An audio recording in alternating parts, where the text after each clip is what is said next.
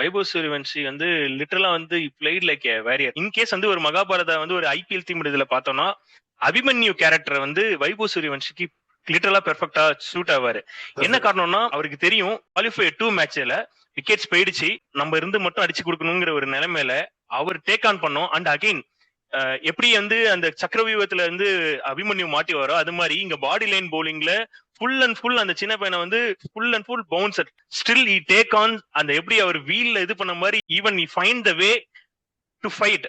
அதுதான் வந்து ஒரு டெரிஃபிக். இது பாடி லைன் பவுலிங் பத்தி சொன்னதுனால நான் ஜஸ்ட் அந்த இர்ஃபான் பார்த்தேன், அதை ட்வீட் ஒன்று பார்த்தேன். அவர் என்ன சொல்லியிருந்தாருன்னா, இது ஒரு கோச்சா ஸ்டாஃபா பாக்குறப்போ ஓகேனாலும் பட் ஆஸ் அ பேரண்ட் என்னால அக்செப்ட் பண்ணிக்க முடியலன்னு சொன்னாரு. அவரோட ஏஜ் பத்தி நீங்க அதனால அப்படி ஃபீல் பண்றீங்க, ரைட்? பட் அவர் அந்த ப்ரொஃபஷனல் ஸ்போர்ட் குள்ள வந்துட்டாரு. அவரோட எபிலிட்டி, அவர் he is not just a small kid. Kyle Jamieson, Siraj மாதிரி ஒரு பவுலர்ஸ் வந்து பம்ப் அப்பா இருக்காங்க அவரோட விக்கெட் எடுத்துட்டுனா அந்த அளவுக்கு அவரோட கேலிபரை அவர் வளர்த்துட்டாரு. அந்த சாஃப்ட் கார்னர்ல அது ரைட்னு பார்த்தாலும் இந்த சைட்ல பாத்தீங்கன்னா this is how the sport works.